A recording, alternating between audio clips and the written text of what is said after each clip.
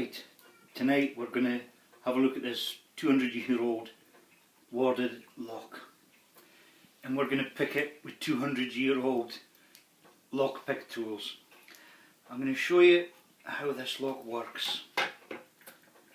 Inside you would have one of these ornate keys that is cut that go around these brass wards. So they're a peculiar shape that would block any normal key, and when the key's filed out properly in the centre, it would turn round, push this really heavy spring up out of the way, engage with the bolt talon, and it will move the bolt in or out. So what I'm going to do tonight is, that's a warded lock. I hope you can see that. That's the wards there. They're all cut different for different keys, more or less intricately. The picks here, while I'm putting this back together, I'll describe the picks.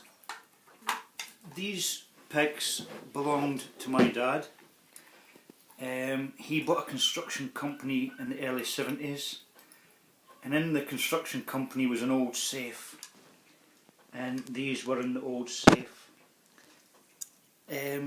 Years later my dad passed away, and I was doing some work on my mum's house, changing a lock for her, and I came across them again in the safe, in his toolbox, and that's what got me back into lock sports and lock picking and stuff.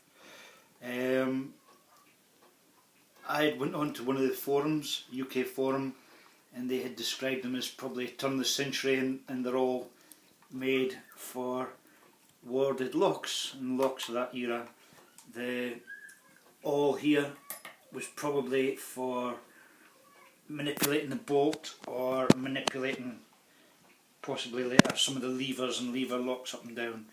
So what I'm going to show you now is picking a 200-year-old lock with a 200-year-old lock pick. Here goes.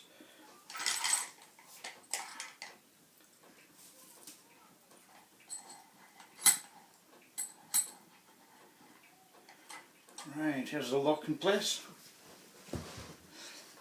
Here's a lock pick I'm going to use. It's as much of a skeleton key as a lock pick. Get it into a feeler, going round the wards.